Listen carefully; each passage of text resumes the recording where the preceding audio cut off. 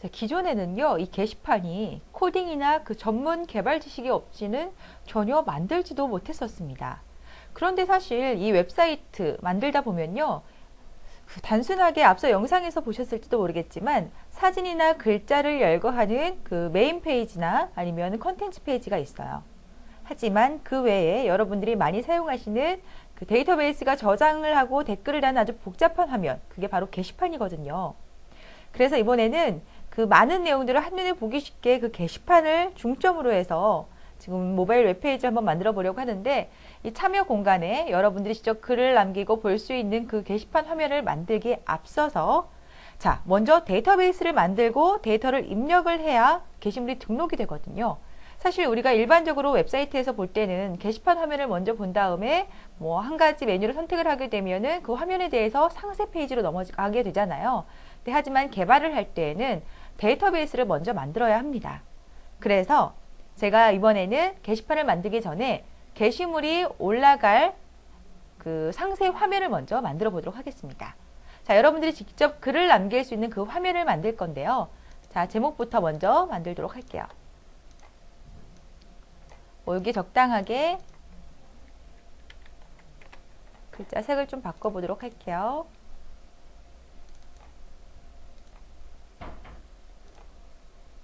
이렇게 바꿔보고 음영도 넣어보도록 할게요.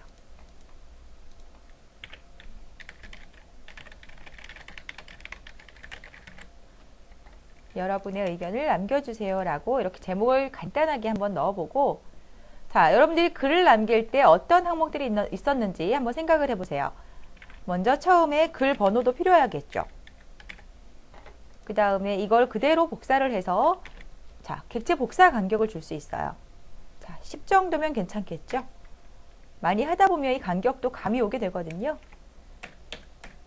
자, 그 다음 누가 썼는지, 그리고 언제 썼는지 이런 것들도 필요할 테니까, 자, 누가 썼는지는 아이디로 분류를 하도록 하겠고요. 그 다음에 자, 구분이라고 하나 넣어서 질문인지 혹은 후기인지 남길 수 있는 그런 것들도 한번 선택할 수 있게 해보겠고요.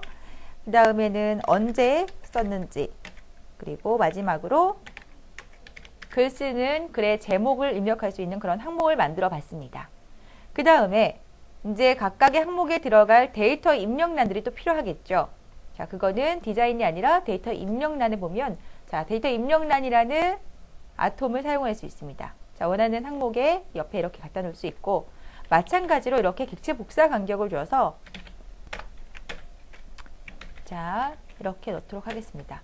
구분 같은 경우에는 제가 데이터 입력으로 직접 사용하는 것보다 라디오 버튼을 사용을 해서 질문인지 후기인지 선택할 수 있도록 이렇게 만들어 보도록 하겠습니다. 그러면 여기에 질문 이대로 복사를 해서 다음 후기라고 한번 적어 주겠습니다.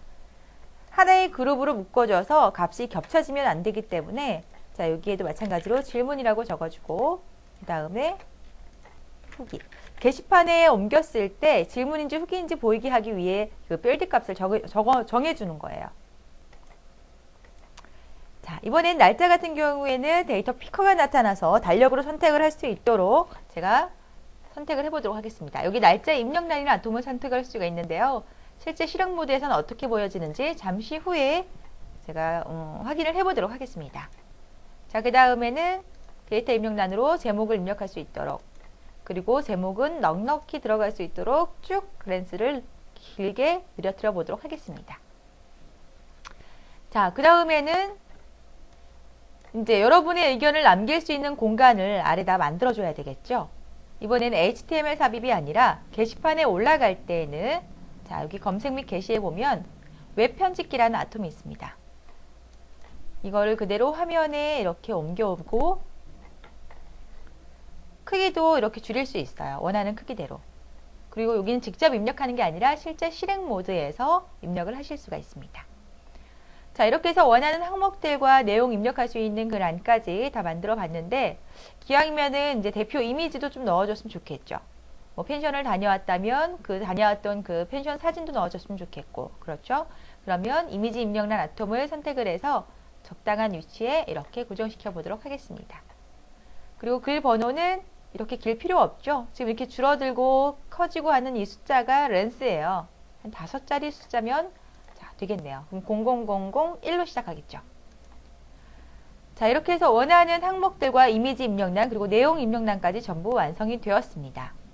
그러면 뭔가 이런 것들을 저장을 시키려면 저장을 한다던가 삭제를 한다던가 그리고 데이터가 많을 경우는 앞뒤로 넘겨볼 수 있도록 그런 앞장, 뒷장 그런 이벤트가 필요하잖아요. 자, 그거는 여기에 보면 기능 버튼이라는 아톰을 사용을 하실 수가 있는데 화면에 이렇게 옮겨놓고 더블 클릭을 하게 되면 기능 선택이라고 보이시죠? 사전에 필요한 이벤트들은 모두 이렇게 정의가 되어 있기 때문에 필요한 이벤트를 선택을 해주실 수가 있습니다. 여기에 지금 저장이 필요하다면 저장을 누르고 그런 버튼이 저장 버튼으로 이렇게 나타나죠. 자, 이대로 그대로 복사를 해서 바로 이어 삭제도 한번 만들어 보도록 하겠습니다. 그리고 두 개를 한꺼번에 복사를 해서 앞장과 뒷장으로 갈 수 있는 그런 기능 버튼도 만들어 볼 수 있는데요. 자, 여기 앞장 제대로 되어 있네요. 자, 그리고 한번 확인을 해 볼게요. 데이터 속성을 한번 보게 되면 테이블명이라던가 필드명이 지금 전체적으로 빈칸으로 보여지고 있습니다. 여기뿐만이 아니라 이 하단에도 자, 이렇게 빈칸으로 보여지고 있죠. 뭔가 데이터를 입력을 하려면 그 저장될 만한 공간이 필요한데요. 지금 데이터베이스에 대한 작업을 하나도 해주지 않았잖아요. 여기서 잠깐 엠비지 메이커에 대해 설명을 해주자면 사실 기존에는 데이터베이스 하나를 만들기 위해서까지 정말 수많은 시간과 노력을 들여서 그렇게 데이터베이스를 만들었다면 저희 엠비지 메이커에서는 일종의 단축키로 데이터베이스가 이렇게 자동 설계가 되는 겁니다. 제가 자동 단축키를 눌렀더니 지금 이렇게 창이 하나가 뜨고 자세히 한번 보도록 하겠습니다. 자, 펜션 소개라는 이름의 테이블로 자, 이 화면을 전체적으로 분석을 해서 이렇게 테이블을 만들어 놓은 거예요. 항목과 그리고 그 항목의 유형들 그런 것들이 다 나타나 있고 자, 이 하단에도 또 보면 이 테이블을 만들기 위한 최적화된 쿼리들이 지금 이렇게 자동으로 다 보여지고 있습니다. 자, 화면과 잘 비교를 해서 맞는지 확인을 해 본 다음에 적용을 한번 눌러보도록 하겠습니다. 그랬더니 정보가 데이터베이스에 적용이 되었습니다 라고 뜨네요. 그럼 실제로 데이터를 입력을 해보면서 입력이 제대로 되는지 한번 또 확인을 해 봐야 되겠죠. 좌측에 실행 모드 전환이란 버튼을 누르게 되면 자동으로 이 프라이머리 키, 기본 키가 이렇게 1번으로 책정이 되게 되고 아이디를 한번 제가 직접 입력을 해보도록 하겠습니다. 그리고 제가 그룹 설정을 해줘서 설정 값을 따로 해줬잖아요. 둘 중에 하나를 선택할 수 있도록 이렇게 라디오 버튼이 잘 나타나고 있습니다. 또한 날짜 같은 경우는 제가 달력이 나타나서 선택할 수 있게 좀 더 편리하다고 했잖아요. 날짜란을 이렇게 클릭하게 되면 그 날짜가 이렇게 나타나게 되는 거죠. 설정을 누르게 되면 그 날짜가 그대로 보여지고 있죠. 제목도 한번 적어보도록 하겠습니다.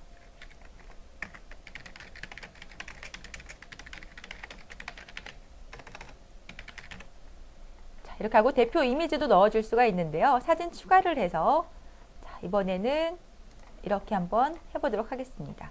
자, 이렇게 보여지는 이유는요. 제가 고정 크기로 하지 않았기 때문인데 이거에 대해서 다시 한번 설명을 해드릴게요. 다시 실행 모드 전환을 바꿔서 개발 모드로 해서 여기 스타일 속성에 보면 그림 효과에 고정 크기, 크기 맞춤, 그리고 바둑판식이 있잖아요. 고정 크기로 했을 경우에는 방금 전에 저장했을 때와 같이 그 사진 이미지 그 크기대로 보여지기 때문에 그렇게 약간 좀 잘려서 보이는 거고 크기 맞춤으로 하게 되면 다시 그 원래 자그마한 칸이지만 이 칸에 맞도록 전체 이미지가 보여지게 되는 겁니다. 그럼 이렇게 설정을 하고 다시 한번 실행 모드로 전환을 하도록 하겠습니다. 자, 이렇게 하고 후기를 선택을 하고 날짜도 이렇게 입력을 해보도록 하겠습니다. 제목도 이렇게 입력을 해보도록 하겠고요. 이미지는 오른쪽 클릭을 해서 사진 추가를 누를 수가 있는데요. 자, 여기서 사진 하나를 선택을 해서 열어보겠습니다. 그랬더니 그 큰 이미지가 지금 이 작은 칸에 전부 제대로 보여주고 있네요. 자, 그 다음에 웹 편집기에 직접 입력을 할 수도 있습니다.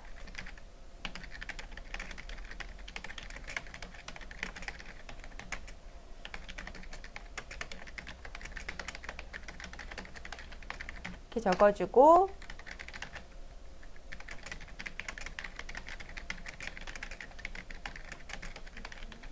이렇게 적어봤습니다. 글자의 크기라던가 색상, 폰트 같은 걸 전부 다 편집을 하실 수가 있는데요. 자, 여기에서 전체를 잡고 크기를 이렇게 늘려보도록 하겠습니다. 그리고 글자 색상도 바꿔줄 수 있는데, 자, 이렇게. 그렇게 해서 저장을 한번 또 눌러봐야 되겠죠? 자, 저장을 눌렀더니 지금 프라이머리 키가 2번으로 자동으로 변하고, 앞장으로 누르게 되면, 자, 제가 바로 입력했던 데이터들과 그 다음에 여기 라디오 버튼, 그리고 날짜, 그 데이터 피커, 이미지, 웹 편집기까지 이렇게 잘 나타나고 있습니다. 자, 이렇게 해서 게시판에 올라갈 게시물이 완성이 되었는데요. 그 다음 영상에 직접 이 만들어진 데이터베이스를 가지고 게시판 만들기를 해보도록 하겠습니다. 다음 영상을 기다리세요.